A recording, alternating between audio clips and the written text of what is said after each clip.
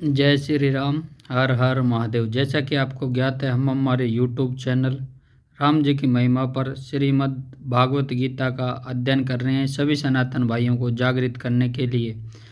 अब हम ने हमारे भागवत गीता के पूरे 18 अध्यायों का अध्ययन और वीडियो बनाकर हमारे यूट्यूब चैनल राम जी की महिमा पर अपलोड कर दिया है।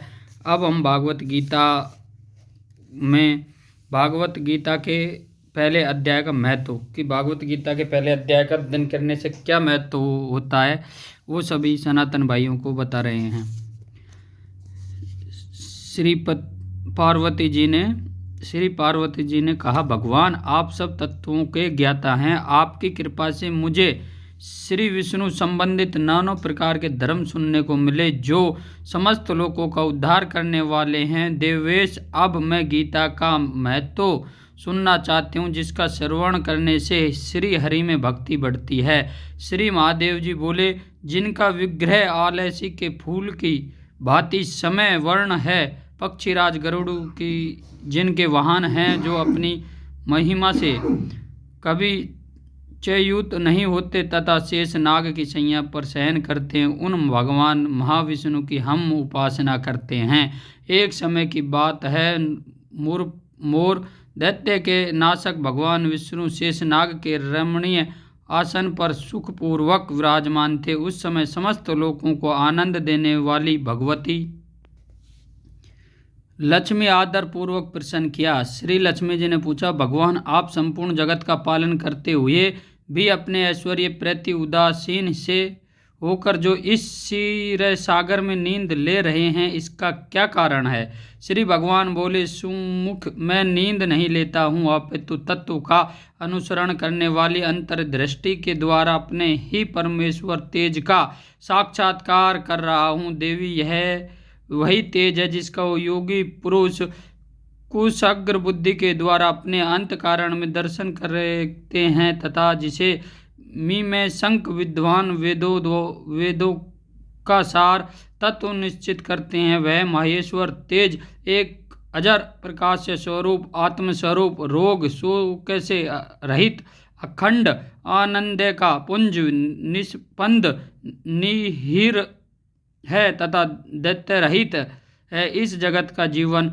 उसके अधीन है, मैं उसका अनुभव करता हूँ। देवेश्वरी, यही कारण है कि मैं तुम्हें नींद लेता सा प्रतीत हो रहा हूँ। श्री लक्ष्मी जी ने कहा, हरिकेश, आप ही योगी पुरुषों के ध्येय हैं, आपके अतिरिक्त भी कोई ध्यान करने योग्य तत्व है? यह जानकर मुझे बड़ा कौतूहल हो रहा है। इस चराचर जगत की सृष्टि और संहार करने वाले स्वयं आप ही हैं, आप सर्व समर्थ हैं। इस प्रकार की स्थिति में होकर भी यदि आप उस परम तत्व से भिन्न हैं, तो मुझे उसका बोध कराइए। श्री भगवान बोले, प्रिय, आत्मा का स्वरूप दैत्य तथा अदैत्य से पृथक, भाव और अभाव से मुक्त तथा आदि और अंत से रहित है। शुद्ध ज्ञान के प्रकाश से उपलब्ध होने वाला तथा परमानंद स्वरूप होने के कारण एकमात्र सुंदर है, वही मेरा ईश्वरीय रूप है। आत्मा तत्व एक तव ही सबके द्वारा जानने योग्य है। गीता शास्त्र में इसका प्रतिपादन हुआ है।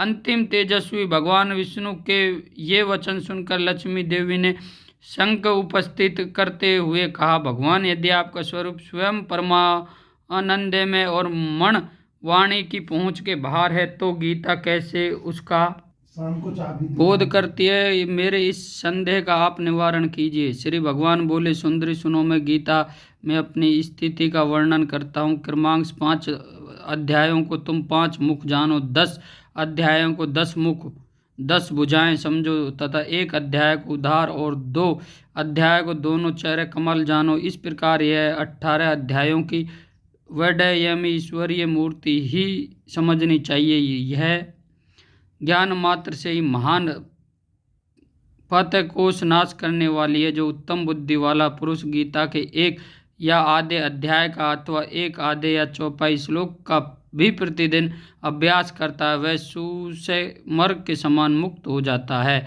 लक्ष्मी जी ने पूछा, देव, सुशर्मा कौन था? इसका किस जाति का था और किस कारण से उसकी मुक्ति हुई। श्री भगवान बोले, प्रिय सुशर्मा, बड़ी छोटी बुद्धि का मनुष्य था। पापियों का तो वह शिरोमणि ही था। उसका जन्म वैदिक ज्ञान से शून्य एवं क्रूरतापूर्ण कर्म करने वाले ब्राह्मणों के कुल में हुआ था। वह ना ध्यान करता था, ना जप, ना होम करता था, ना अतिथियों का सत्कार। वे लल में पट होने के कारण सदा विषयों के सेवन में ही आसक्त रहता था। हल जोतता और पत्ते बेचकर जीविका चलाता था। उसे मदिरा पीने का व्यसन था तथा वह मांस भी खाया करता था। इस प्रकार उसने अपने जीवन दीर्घकाल व्यतीत कर दिया। एक दिन मूढ़ बुद्धि सुशर्मा पत्ते लेने के लिए किसी ऋषि की वाटिका में घूम रहा था। इस बीच में काले रूपधारी काले सांप ने उसे डस लिया। सुशर्मा की मृत्यु हो गई। अंततः वह अनेक नरकों में जा वहां की यातनाएं भोग कर मृत्युलोक में लौट आया और वहां बोझ ढोने वाला बैल हुआ। उस समय किसी पेड़ंग ने अपने जीवन को आराम से व्यतीत करने के लिए उसे खरीद लिया। बैल ने अपनी पीठ पर पेड़ंग का भार ढोते हुए बड़े कष्ट से 7-8 वर्ष बिताए। एक दिन पेड़ंग की किसी ऊंचे स्थान पर बहुत देर तक बड़ी तेजी के साथ उस बैल को घुमाया। उसके से वह थक कर बड़े वेग से पृथ्वी पर गिरा और मूर्छित हो गया। उस समय वह कुतूहलवश आकृष्ट हो बहुत से लोग एकत्रित हो गए। उस जन समुदाय में से किसी पुण्यात्मा व्यक्ति ने उस बैल का कल्याण करने के लिए उसे अपना पुण्य दान दिया। तत्पश्चात कुछ दूसरे लोगों ने भी अपने अपने पुण्य को याद करके उन्हें उसके लिए दान दिया। उस भीड़ में एक वैश्य भी खड़ी थी। उसे अपने पुण्य का पता नहीं था, तो भी उसने लोगों की देखा देख उस बैल के लिए कुछ त्याग किया। तदनंतर यमराज के दूत उस मरे हुए प्राणी को पहले यमपुरी ले गए। वहाँ यह विचारा कि यह वैश्य के दिए हुए पुण्य से पुण्यवान हो गया है, उसे छोड़ दिया गया। फिर वह भूलोक में आकर उत्तम कुल और शीलवान ब्राह्मणों के घर में उत्पन्न हुआ। उस समय भी उसे अपने पूर्व जन्म की बोतों का स्मरण बना रहा है। बहुत दिनों के बाद अपने अज्ञान को दूर करने वाले कल्याण तत्व जिज्ञासु होकर वह उस वैश्य के पास गया और उसे के दान की बात बताते हुए उसने पूछा, तुमने कौन सा पुण्य दान किया था। वैश्य ने उत्तर दिया, वह पिंजरे में बैठा हुआ तोता प्रतिदिन कुछ पढ़ता है, उससे से मेरा अंतकरण पवित्र हो गया है। उसी का पुण्य मैंने तुम्हारे लिए दान दिया था। इसके बाद उन दोनों ने तोते से पूछा। तब उस तोते ने अपने पूर्व जन्म का स्मरण करके प्राचीन इतिहास कहना प्रारंभ किया। शुक्र बोले, पूर्व जन्म में मैं विद्वान होकर भी विद्वतों के अभिमान से मोहित रहता था। मेरा राग देश इतना बढ़ गया था कि मैं गुणवान विद्वानों के प्रति भी ईर्ष्या करने लगा। फिर समय अनुसार मेरी मृत्यु हो गई और मैं उनको घृणित लोक में भटकता फिरा। इसके बाद इस लोक में आया। सदगुरु की अत्यंत निंदा करने के कारण तोते के कुल में मेरा जन्म हुआ। पापी होने के कारण छोटी अवस्था में ही मेरा माता पिता से वियोग हो गया। एक दिन मैं भीष्म ऋतु में तपे हुए मार्ग पर पड़ा था। वहाँ से कुछ श्रेष्ठ मुनि मुझे उठा लाए और महात्माओं के आश्रम के भीतर एक पिंजरे में उन्होंने मुझे डाल दिया। वहीं मुझे पढ़ाया गया। ऋषियों के बालक बड़े दया आदर के साथ गीता के प्रथम अध्याय की प्रवृत्ति करते थे। उनसी से सुनकर मैं भी बारंबार पाठ करने लगा। इस बीच में एक चोरी करने वाले बहेलिये ने मुझे वहाँ से चुरा लिया। तत्पश्चात इस देवी ने मुझे खरीद लिया। यही मेरा वृत्तांत है, जिस